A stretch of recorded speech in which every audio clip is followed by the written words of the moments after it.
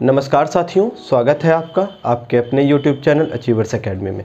हम लोगों ने पिछली क्लास में देखा, विभिन्न प्रकार की वाचन के बारे में सीखा, फर्स्ट रीडिंग, सेकंड रीडिंग और थर्ड रीडिंग के बारे में पढ़ा। किस तरीके से कोई भी प्रस्ताव या विधेयक जो है वो सदन में आता था। अब सदन का मतलब आप समझ ही रहे होंगे, लोकसभा या राज्यसभा में। और अगर लोकसभा या राज्यसभा में आने के बाद पहला इसका जब फर्स्ट रीडिंग होती थी तो हमने बताया कि फर्स्ट रीडिंग में क्या होता था, इसमें जो सांसद महोदय द्वारा जो ये प्रस्तावित किया जाता था इसके इंट्रो पर चर्चा की जाती थी। और इंट्रो पर चर्चा करने के बाद अध्यक्ष महोदय के द्वारा एक डेट या दिन अनाउंस कर दिया जाता था। उसमें सेकंड रीडिंग होती थी। सेकंड रीडिंग ही सबसे मुख्य कार्य करती थी। इसमें समिति बनाई जाती थी और समिति प्रारूप तैयार करती थी। प्रारूप तैयार करने के बाद अध्यक्ष साहब को सौंपा जाता था और फिर उस पर खंडशः चर्चा होती थी। फिर थर्ड रीडिंग में हम लोगों ने देखा कि जो विधेयक था उस पर वोटिंग की जाती थी और वोटिंग के बाद अगर दोनों सदनों से अगर वो पारित हो जाता था तो फिर राष्ट्रपति के साइन के लिए जाता था। और हम लोगों ने इसके पहले भी डिस्कशन कर लिया था, राष्ट्रपति क्या कर सकता था, या तो साइन करेगा, यस करेगा, या नो करेगा, या फिर कैंसिल आउट कर देगा, उसको पुनर्विचार के लिए वापस लौटा देगा। तो ये वाचन से संबंधित चीज़ें हम लोगों ने पढ़ ली थी। आज हम लोग इसी क्लास को और आगे बढ़ाएंगे। हम लोग अब जो क्लास हम लोग स्टार्ट करेंगे इसमें विधेयकों के बारे में पढ़ेंगे। जो विधेयक होते हैं मुख्यतः भारत में हम देखेंगे 4 प्रकार के विधेयक होते हैं। इन चारों विधेयकों को जो पढ़ेंगे तो इनका सीक्वेंस क्या होगा, किस तरीके से एग्जाम में आते हैं, इनके बारे में हम लोग चर्चा करते हैं। तो सबसे पहले स्टार्ट करते हैं साधारण विधेयक से। साधारण विधेयक, ऑर्डिनरी बिल, हम लोग देख लेते हैं ये क्या है, कैसे काम करता है। देखिए, साधारण विधेयक जो होता है वो किसी भी सदन में लाया जा सकता है, चाहे लोकसभा या राज्यसभा में। महत्वपूर्ण बात ये ध्यान देने की है कि इसमें राष्ट्रपति की पूर्व अनुमति की आवश्यकता नहीं होती। अब राष्ट्रपति की पूर्व अनुमति की आवश्यकता नहीं होगी। फिर इसके बाद हम देखेंगे कि ये जो प्रस्ताव है वो साधारण बहुमत से ही पारित हो जाता है। और अगर मान लीजिए कि साधारण बहुमत से सदन में लोकसभा या राज्यसभा में पारित नहीं होता है तो क्या किया जाएगा, संयुक्त बैठक बुलाई जाएगी। संयुक्त बैठक में देखेंगे किस तरीके से संयुक्त बैठक से पारित कर दिया जाएगा, उसके बाद वो राष्ट्रपति के पास जाएगा। लेकिन इसका एक अपवाद भी है जो नए राज्य के निर्माण से संबंधित आर्टिकल 3 अनुच्छेद 3 में वर्णित है। उसके बारे में देखेंगे कि राष्ट्रपति के पूर्व अनुमति आवश्यक होती। लेकिन हम यहाँ पर एक जनरल कॉन्टेक्स्ट में पढ़ रहे हैं तो देख लेते हैं साधारण विधेयक। साधारण विधेयक,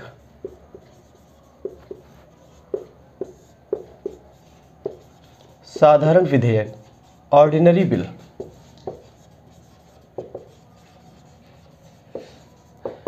हम इसकी खासियत को लिख लेते हैं। खासियत क्या होती, मैंने अभी चर्चा की इसके बारे में कि ये जो है किसी भी सदन में प्रस्तुत किया जा सकता है।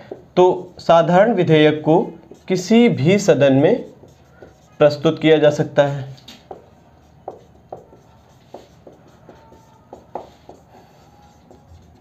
इसके बाद हम देखेंगे कि राष्ट्रपति साहब की पूर्व अनुमति आवश्यक नहीं।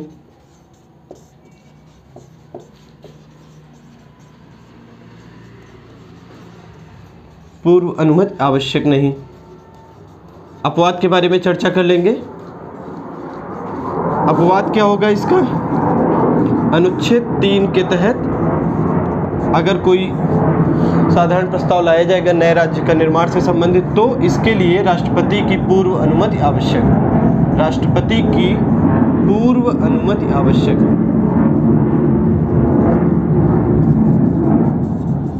आवश्यक होगी। हम देखेंगे कि ये साधारण बहुमत से ही पारित हो जाएगा। हम यहां पर देखेंगे साधारण बहुमत से पारित।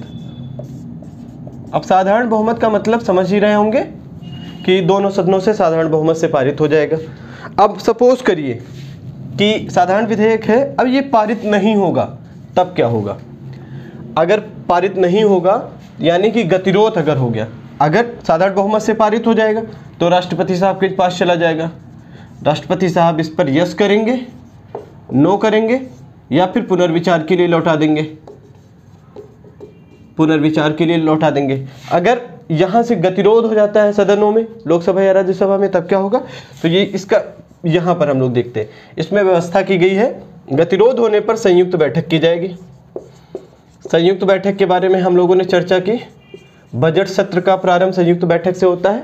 राष्ट्रपति साहब अभिभाषण देते हैं और फिर दोनों सदनों के द्वारा अलग अलग धन्यवाद प्रस्ताव पारित किया जाता है। अगर धन्यवाद प्रस्ताव पारित नहीं होता था तो हम लोग देखते थे अविश्वास प्रस्ताव लाके मंत्रिपरिषद को हटाया जा सकता था। तो हम संयुक्त बैठक करेंगे। संयुक्त बैठक की सिचुएशन क्या होगी? लोकसभा और राज्यसभा दोनों आ जाएंगे एक साथ में, एक ही फ्लोर पर।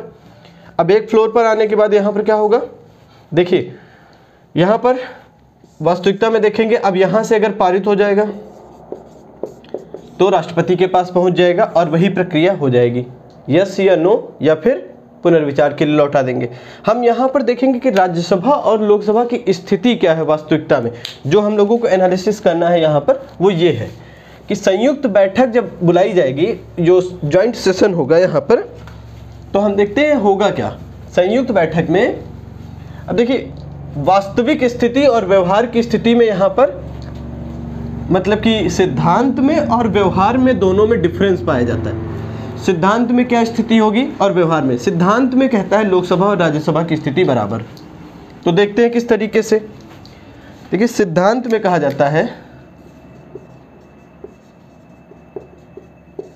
लोकसभा की जो शक्ति है वो राज्यसभा के बराबर है, लेकिन व्यवहार में देखेंगे जो लोकसभा है वो ज़्यादा पावरफुल है राज्यसभा से। इसको समझ लेते हैं। लोकसभा की स्ट्रेंथ कितनी है? 543 सदस्य, राज्यसभा की 250 सदस्य, और हम यहाँ पर देखेंगे 245 ही होते हैं। तो 245 और ये 43, सपोज करिए कि रिक्ति हो गई 3 की, एक कैलकुलेशन करने के लिए, तो ये रिक्ति अगर हो गई 3 लोगों की तो 540 सदस्य जो है लोकसभा में है, और इसमें 5 कर लें तो 240 सदस्य जो हैं ये रिक्ति में चले गए। 5 लोग और इधर 3 लोग, तो हम कहेंगे 240 सदस्य हो गए राज्यसभा में। अब देखिए संयुक्त बैठक जब होगी तो कितना चाहिए हमें? तो 540 प्लस 240 780। बहुमत के लिए चाहिए हमें 780/2 + 1, मतलब देखेंगे और ये हमारा हो जाएगा 391। अब देखिए 391 का मतलब है कि इसका लगभग मतलब कि हम देखेंगे अगर लोकसभा में ही केवल बहुमत हो, राज्यसभा के सारे सदस्य लगभग मिल जाएं, तभी भी देखेंगे कि प्रस्ताव पारित हो जाएगा और वो अधिनियम में कन्वर्ट हो जाएगा। तो हम देखेंगे कि ये साधारण प्रस्ताव के बारे में था। हम लोग इसके बाद अब डिस्कशन प्रारंभ करते हैं संविधान संशोधन विधेयक के बारे में। देखिए संविधान संशोधन बहुत महत्वपूर्ण विधेयक होता है और इसकी जो चर्चा है वो अनुच्छेद 368 में, आर्टिकल 368 में की गई है। अब देखते हैं संविधान संशोधन विधेयक क्या होता है, कैसे काम करता है। संविधान संशोधन विधेयक, संविधान संशोधन विधेयक हम कहेंगे कॉन्स्टिट्यूशन अमेंडमेंट बिल। देखिए इसकी जो प्रक्रिया है उसका वर्णन आर्टिकल 368, मतलब स्रोत जो है वो 368 है। हम देखेंगे कि ये जो प्रस्ताव होगा, ये विधेयक जो होगा, ये किसी भी सदन में लाया जा सकता है, या तो लोकसभा में ले आया जाए या तो राज्यसभा में लाया जाए। हम यहाँ पर देखेंगे कि राष्ट्रपति की सिफारिश भी आवश्यक नहीं होगी इसके लिए। अब राष्ट्रपति की सिफारिश आवश्यक नहीं होगी।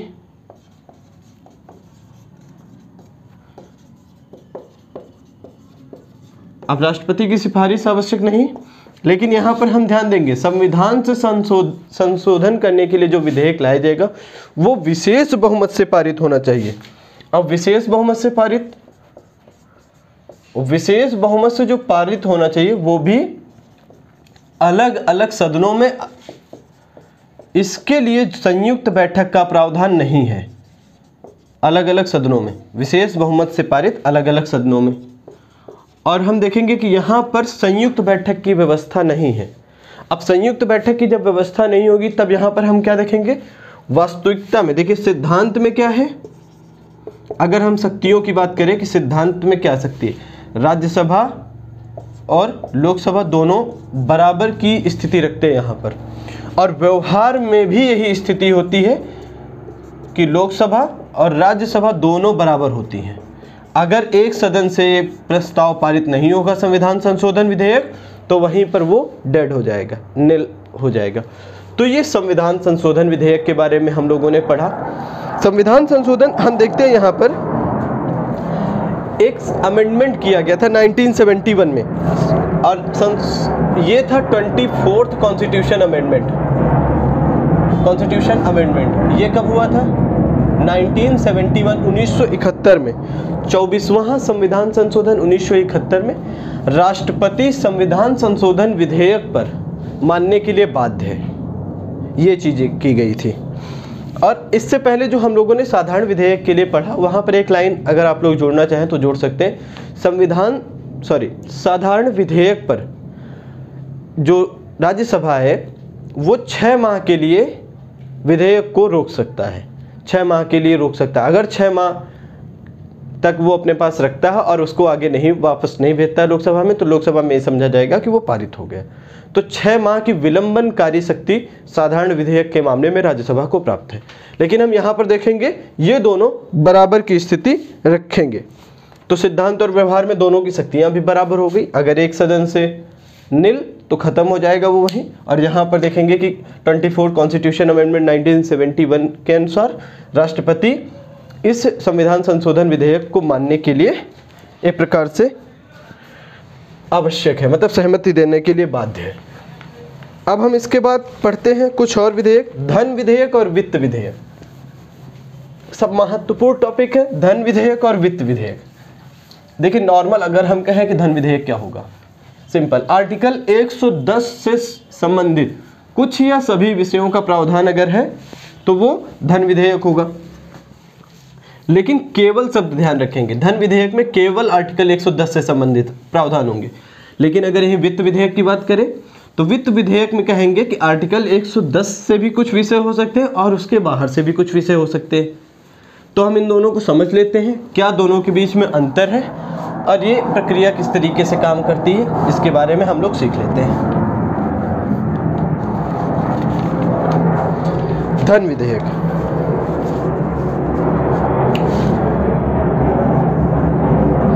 धन विधेयक को हम लोग मनी बिल बोलते हैं। मनी बिल, मनी बिल क्या होता है? आय और व्यय से संबंधित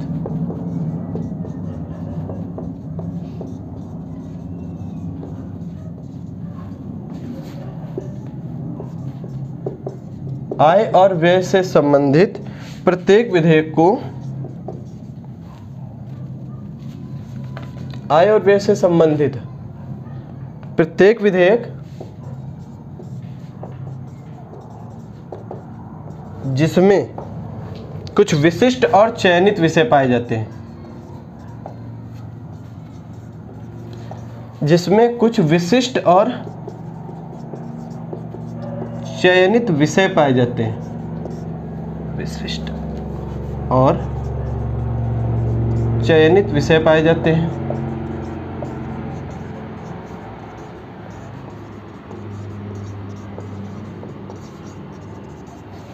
धन विधेयक कहते हैं, मनी बिल कहते हैं। हम अगर यहीं पर वित्त विधेयक की बात कर लें, वित्त विधेयक क्या होता है? Finance bill. वित्त विधेयक आय और व्यय से संबंधित प्रत्येक विधेयक को, आय और व्यय से संबंधित प्रत्येक विधेयक को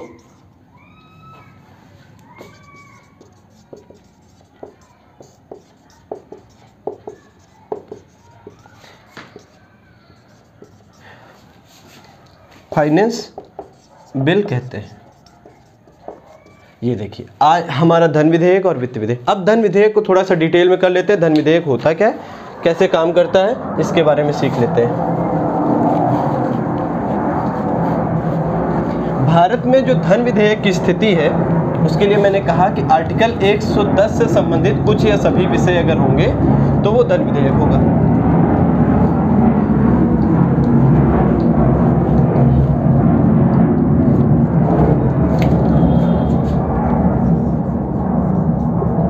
भारत में धन विधेयक ऐसा विधेयक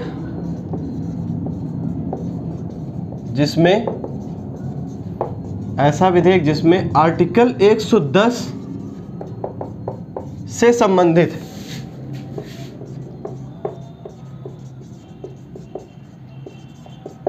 कुछ या सभी प्रावधानों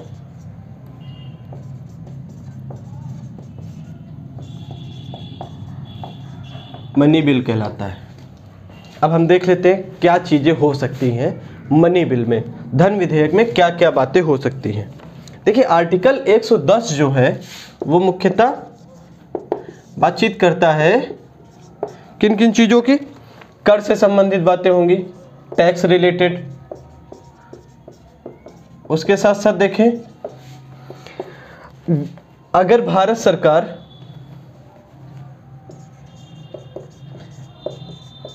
सरकार द्वारा उधार लेने से संबंधित होगा, विदेशों से उधार ले सकती है, उधार लेने से संबंधित होगी।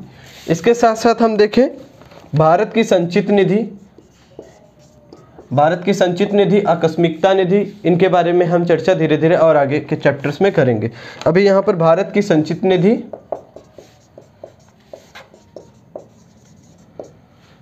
या आकस्मिकता निधि, आकस्मिकता निधि में पैसा जमा करना या निकालना, इस तरीके की कुछ प्रावधान किए गए हैं मनी बिल में। मित्रों थोड़ा सा हम इसको तेज करते हुए, आज हमको लग रहा है एयर स्ट्राइक होने वाली है, तो थोड़ा सा हम इसको संक्षेप में करेंगे और जो बची हुई लेक्चर होगी वो कल अपलोड कर देंगे। अभी बस फाइनेंस बिल के बारे में सीख लेते हैं क्या है। देखिए फाइनेंस बिल मुख्यतः हम लोग दो भागों में बांट सकते हैं जो वित्त विधेयक होता है। अब ये दो भाग क्या होंगे इनसे संबंधित चर्चा हम कर लेते हैं, क्या क्या होगा। देखिए वित्त विधेयक,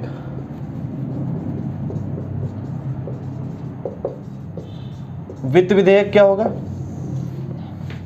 दो भागों में बांट लेते हैं। हम कहेंगे इसमें आर्टिकल 110 प्लस अन्य विषय हो सकते हैं एक भाग में, मतलब आर्टिकल 110 से संबंधित कुछ विषय हो और कुछ और विषय भी शामिल हो जो आर्टिकल 110 से बाहर के हों।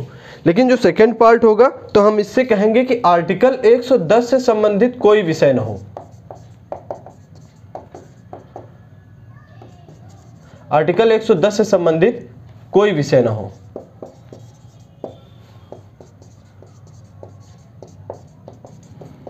कोई विषय ना हो लेकिन भारत की संचित निधि से खर्च करने की बात हो।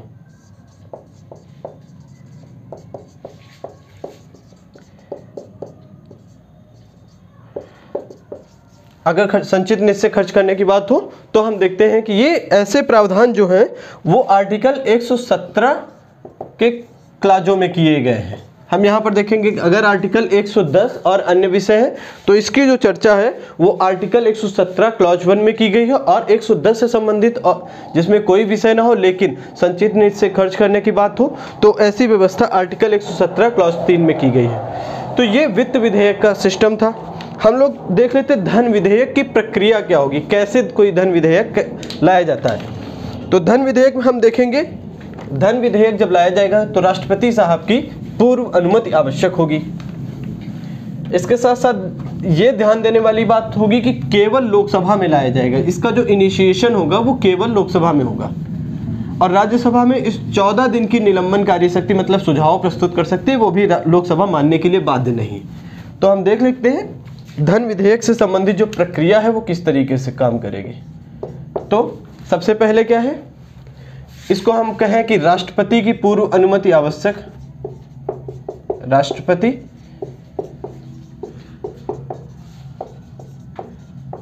अनुमति आवश्यक होगी। इसके बाद इसका जो प्रारंभ होगा वो केवल लोकसभा में होगा और लोकसभा से जब पास हो जाएगा तो फिर राज्यसभा में जाएगा और राज्यसभा में केवल 14 दिन तक रुकेगा।